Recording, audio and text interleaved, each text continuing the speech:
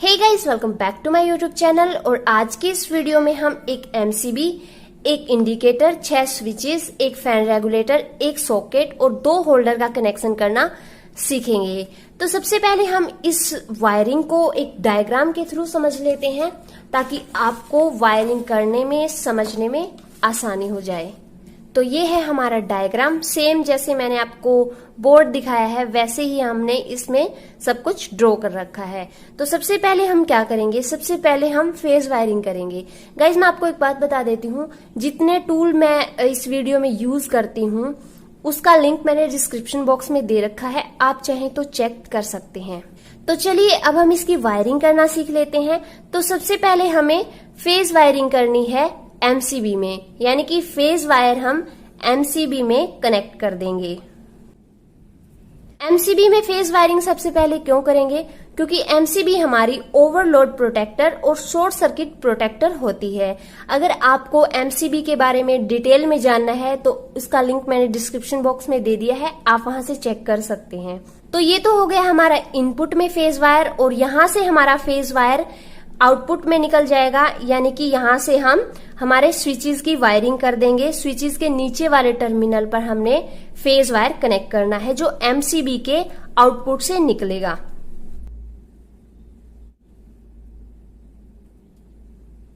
तो स्विचेस के नीचे वाले टर्मिनल को हमने कॉमन बना लिया है फेज वायर से। फेज वायर के लिए आपको रेड कलर का वायर यूज करना है। ओके, जो हमारा इंडिकेटर है इसकी भी हम फेज वायरिंग कर देंगे। तो यहाँ पर हमें 2 टर्मिनल दिखाई दे रहे हैं इंडिकेटर में, तो इसके एक टर्मिनल को हमें लेना है और हम यहीं पर कनेक्ट कर देंगे। तो इंडिकेटर की भी वायरिंग हम एमसीबी के साथ कर देते हैं, यानी कि एमसीबी के नीचे वाले टर्मिनल पर हमने ये वायर कनेक्ट कर दिया है इंडिकेटर का। आप चाहें तो कौन से भी स्विचेस के नीचे वाले टर्मिनल पर भी इस वायर को कनेक्ट कर सकते हैं। अब हम हमारे फैन रेगुलेटर की भी फेज वायरिंग कर लेते हैं। तो जो ये वाला स्विच है, ये वाला स्विच हमारे फैन रेगुलेटर का है। इसके ऊपर वाले टर्मिनल से हमें एक फेज वायर फैन रेगुलेटर में कनेक्ट कर देना है, यानी कि यहां से हम एक फेज वायर लेके आएंगे और फैन रेगुलेटर के एक टर्मिनल पर हमें ये फेज वायर कनेक्ट कर देना है। अब जो हमारा ये फैन रेगुलेटर है, फैन रेगुलेटर का ये जो दूसरा वाला टर्मिनल है, इसे हम कनेक्ट करेंगे सीधा फैन के साथ, यानी फैन की फेज वायरिंग हो जाएगी। अगर हम इसे यहां से फैन के एक टर्मिनल पर कनेक्ट कर देते हैं तो ये फैन की फेज वायरिंग हो गई है। तो ये दूसरा वाला जो टर्मिनल बचा है हमारा, ये बचा है हमारी न्यूट्रल वायरिंग के लिए। तो अब हम चलते हैं हमारे होल्डर की साइड।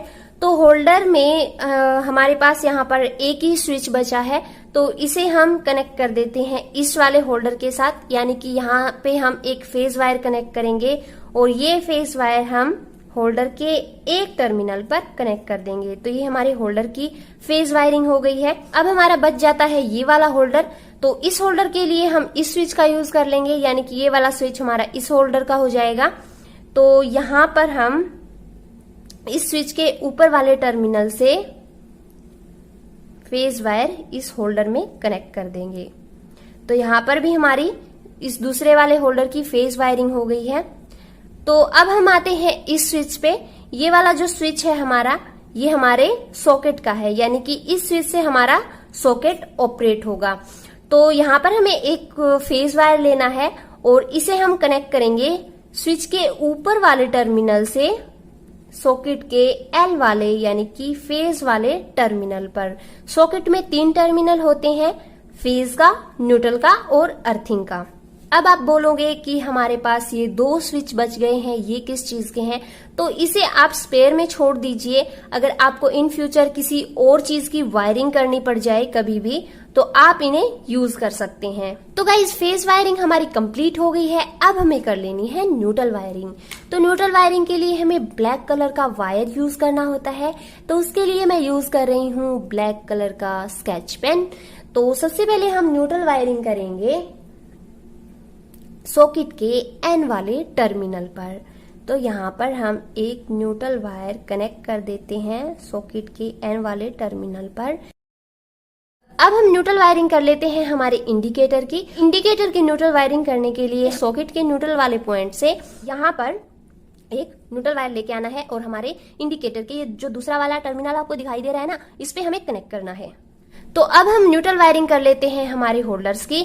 तो होल्डर्स की न्यूट्रल वायरिंग करने के लिए आप चाहे तो यहां से भी न्यूट्रल वायर उठा के यहां पर कनेक्ट कर सकते हैं, और अगर आप चाहें तो यहां से भी यानी कि इंडिकेटर से भी न्यूट्रल वाले पॉइंट से न्यूट्रल वायरिंग हमारे होल्डर्स की कर सकते हैं। तो मैं यहां से ही कनेक्ट कर दूंगी। तो एक वायर मैंने यहां से कनेक्ट कर दिया न्यूट्रल वायर, और दूसरा वाला जो न्यूट्रल वायर मैं यहीं से यानी कि होल्डर के दूसरे वाले टर्मिनल से यहां पर कनेक्ट कर दूंगी। तो हमारे होल्डर की भी न्यूट्रल वायरिंग हो गई है। अब हमारे फैन की न्यूट्रल वायरिंग बच जाती है।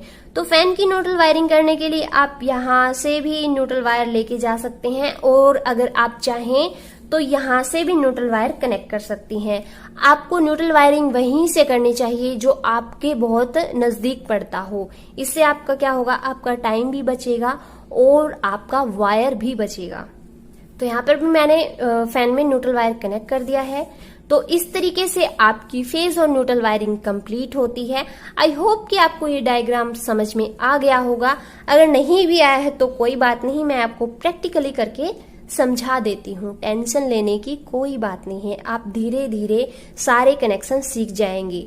ओके, तो ये हमारी है एमसीबी, ये हमारा इंडिकेटर है, ये हमारे 6 स्विचेस है, ये हमारा फैन रेगुलेटर है, और ये हमारा सॉकेट है। सॉकेट के साथ हमारे 2 होल्डर भी हैं। तो चलिए अब हम इसकी जल्दी से वायरिंग कर लेते हैं।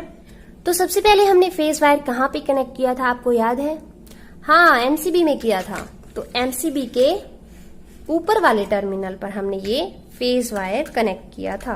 आगे हमने कनेक्शन ऐसे किया था, देखिए कैसे किया था।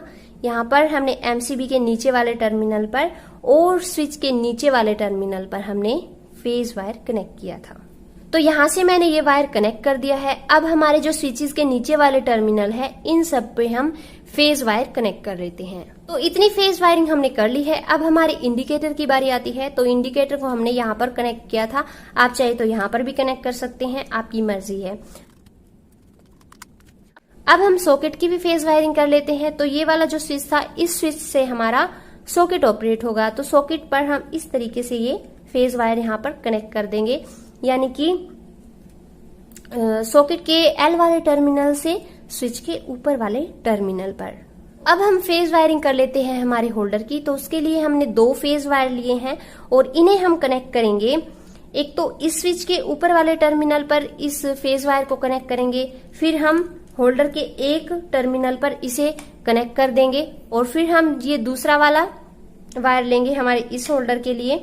तो इसे हम कनेक्ट करेंगे इस वाले स्विच पे, यानी कि ये वाला जो स्विच है हमारे होल्डर का हो जाएगा, एक ये वाला स्विच हमारे होल्डर का हो जाएगा, एक ये वाला स्विच हमारे होल्डर का हो जाएगा।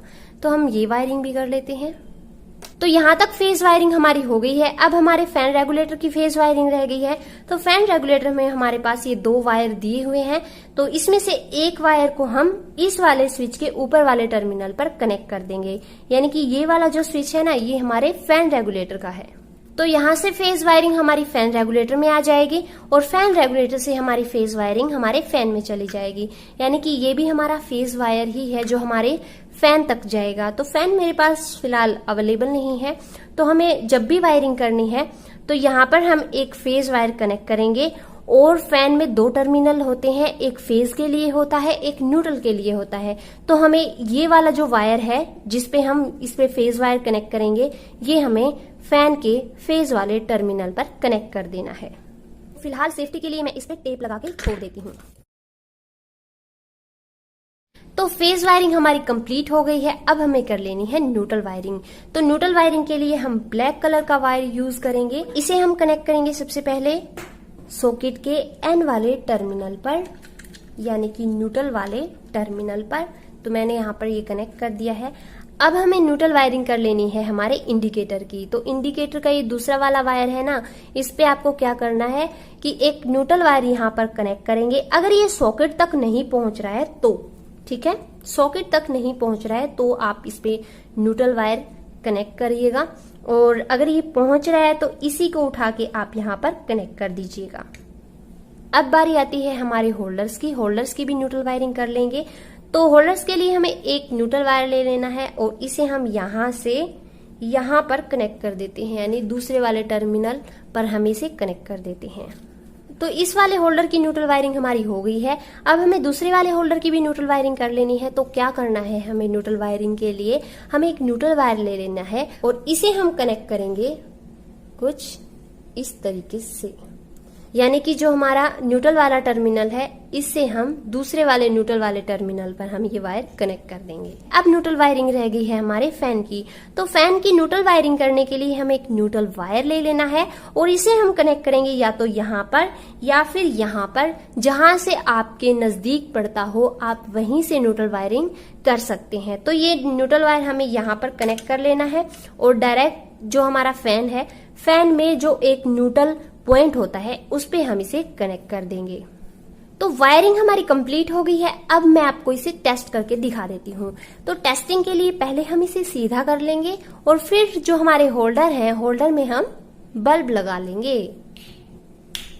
तो पीछे से पावर को मैंने ऑन कर दिया है और यहाँ पर आप देख सकते हैं हमारी एमसीबी ऑफ है, इसे आप ऑन कर देंगे और आप देख सकते हैं कि इंडिकेटर में पावर आ गई है। ये वाला जो स्विच है हमारा इस वाले होल्डर का है और ये वाला स्विच हमारा फैन रेगुलेटर का है। ये वाला स्विच हमारा सॉकेट का है, आप इससे सॉकेट को ऑन ऑफ कर सकते हैं। और ये वाला जो स्विच है हमारा ये इस होल्डर का है। और ये दो स्विच थे मैंने स्पेयर में छोड़े थे, आपको पता ही होगा। तो इस तरीके से हमारी बोर्ड की वायरिंग पूरी होती है। तो गाइस टेस्ट करके मैंने आपको दिखा दिया है, हमारा बोर्ड एकदम परफेक्ट तरीके से काम कर रहा है। तो इस तरीके से आप इस वाले बोर्ड की वायरिंग करना घर पे ही आसानी से सीख सकते हैं। वीडियो अच्छी लगी तो लाइक करें, अगर आपका कोई क्वेश्चन है या सजेशन है तो कमेंट बॉक्स में कमेंट करें। मिलते हैं नेक्स्ट वीडियो में ऐसी अच्छी वीडियोस के साथ, तब तक के लिए bye bye and take care.